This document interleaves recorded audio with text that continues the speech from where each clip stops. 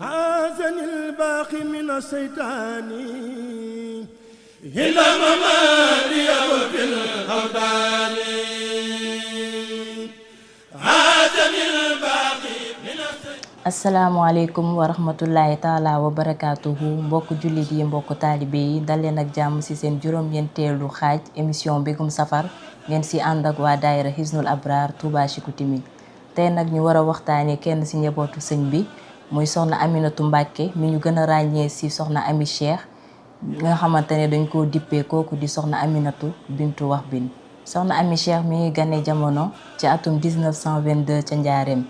wajuram bu jigéen mi ngi tuddoon soxna Fabe Diop doonoon mbokk Lat Joor Diop ak Samba Mareema Diop bu Kokki. soxna Ami Cheikh mi ngi jàngee alxuraan ci sëñ Daam Abdourahman Lo xootal na itamit xam-xamu diine ci sëñ Mouhamadou Lamine Diop Dagana.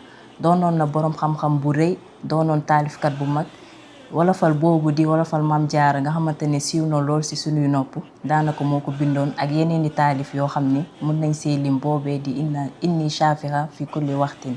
soxna Aminatu Mbàkke nag bi mu matee dem kër ñu ngi ko jébbal kooku noonu di sëñ Mouhamadou Fadiama Ñang mi ngi am ak moom juróomi bant sëñ Xaadim Ñang sëñ Cheikhouna sëñ Abdoulahat soxna Maymuna ak soxna Faati Tuuti Ñang. ginnaaw loolu lañ ko jébbal kooku di sëñ Mouhamadan Mbàkke di doom ci sëñ Masamba Mbàkke foofu noonu nag la amee kooku di soxna Faati Mbàkke. soxna Ami Cheikh Mbàkke mi ngi wàcc liggéey ci atum 1965 ay atam tolloon ci ñeenti fukki at ak ñett 43 ans ñu ngi ko denc fële ca armeelu Touba. donte dundam ja gàtt na lool jaar-jaaram mi ngi wéy di doon tegtal ci bépp soxna bu di jullit tey wut gërëmal boroomam. ñun soxna yi nag li ñu mën a jàngatee ci soxna Ami Cheikh Mbàkke bari na lool lii jëm ci jaamu yàlla fonk xam-xam surtout xam-xam bi nga xamante ne daanaka négligé nañ ko lool ndax jàpp nañ ni mbirum góor yàlla la. waaye moom soxna Ami Cheikh ku xool dundaam gis ni taalif na lu bari te itamit li mu daan bind yépp da daan amal njëriñ nit ñi te da daan xamle itamit lii du yoonu murit.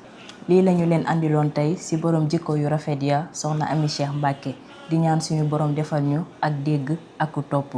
di leen jaajëfal ci teewlu bi di leen jox dig daje ci beneen xaaj ak émission Mbégum Safar màggal gi nag di jub si yal nañ suñu borom may fekkee ak tal ba ñu mën ko dundalee ni ko sëñ bi bëggee. ngi leen di woo yéen ñëpp nag ci bésu sant bi ndax ak jaam moom sant rek moo ko war kon képp koo xamante ne nag as ngor ga war ngaa mën a santale yàlla Serigne Touba ci bis boobu ñu jëm. wasalaamaaleykum wa rahmatullahi